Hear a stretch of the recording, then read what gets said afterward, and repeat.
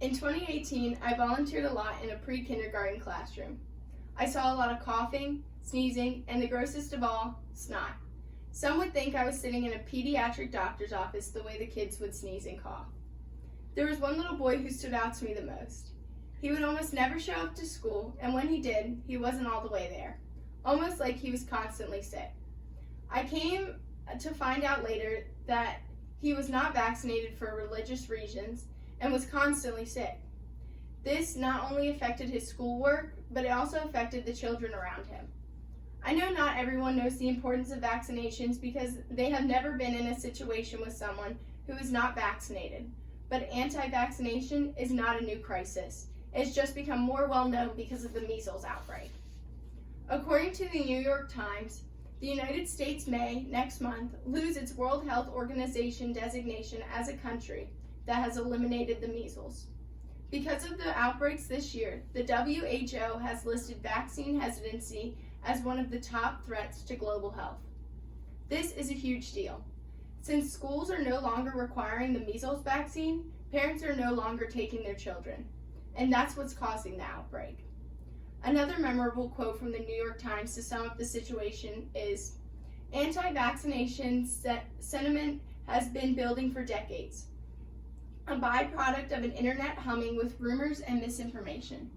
The backlash against Big Pharma, an infatuation with celebrities that gives special credence to anti-immunization statements from actors like Jenny McCarthy, Jim Carrey, and Alicia Silverstone, the rapper Kevin Gates, and Robert F. Kennedy Jr., and now the Trump administration's anti-science rhetoric. With famous figures promoting anti-vaccination, schools and parents believe the misinformation they're hearing and do not take their children to get the vaccinations. Today, I'm going to persuade you the importance of making vaccinations mandatory in the school system.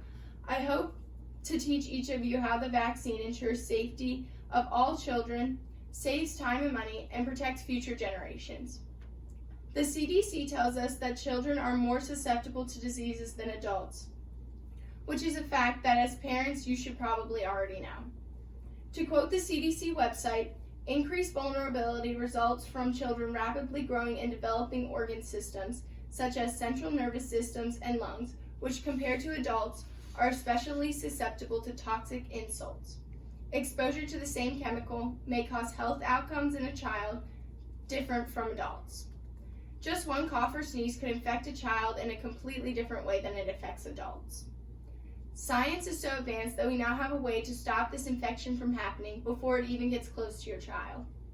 According to the Human Health and Service websites, some diseases that once killed or injured thousands of children have been eliminated completely, and others are close to extinction, primarily due to safe and effective vaccines. One example of a disease that vaccinations eliminated would be polio. According to HHS, polio was once America's most feared disease, causing death and paralysis across the country. But today, thanks to vaccinations, there are no reports of polio in the United States. These two ideas go hand in hand. Children are more susceptible to illness, but with the help of vaccines, we can prevent the children from getting the virus far before they even enter the school. If your children is not vaccinated, it is more likely he or she will get the illness since the children are more susceptible, and it is most likely more severe. If someone else's child is not vaccinated and gets the virus outside of the classroom, a vaccination will ensure your child is safe and will not deal with the severity of the illness. Not only do vaccinations keep your child and other children safe, they also save time and money. According to the CDC, some vaccine preventable diseases can result in prolonged disabilities that can take a financial toll of lost time at work, medical bills, or long-term disability care.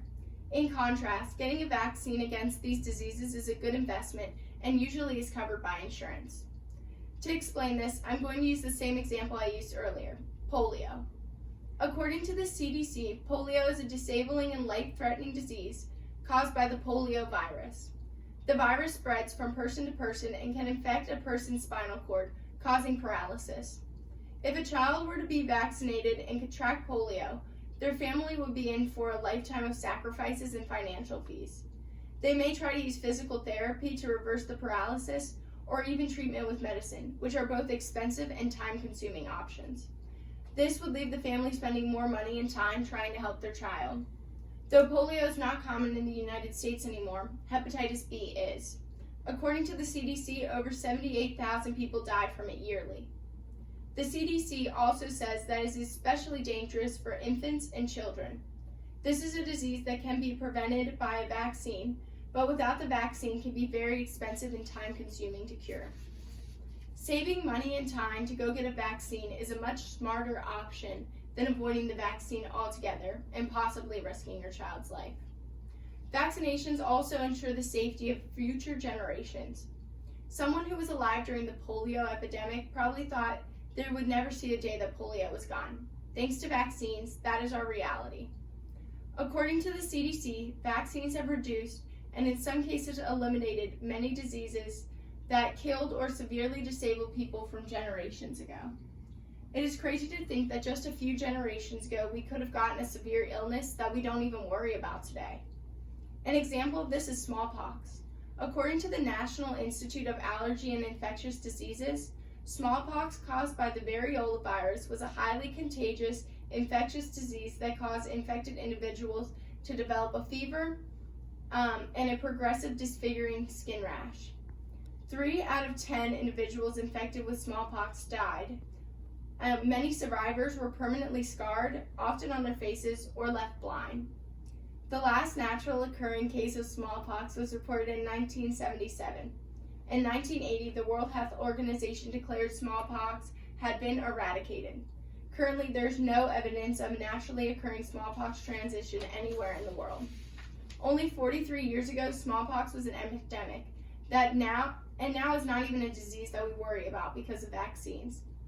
Vaccines keep our future generations safe so that our children's children don't have to worry about the illnesses we worry about. Vaccines are a must in the school system. If for some reason you still do not feel that vaccines are important, remember that vaccines protect your child from deadly diseases like smallpox, hepatitis B, measles, and many more. Schools nowadays do not require students to get vaccines, which can hurt not only the non-vaccinated students, but the other students around them. I hope by speaking today I've convinced you that vaccinations are life-changing, and that you should persuade your school board to make vaccinations mandatory. Your child's safety should be the most important thing to schools. Without you taking a stand, they will never realize how important mandatory vaccinations are.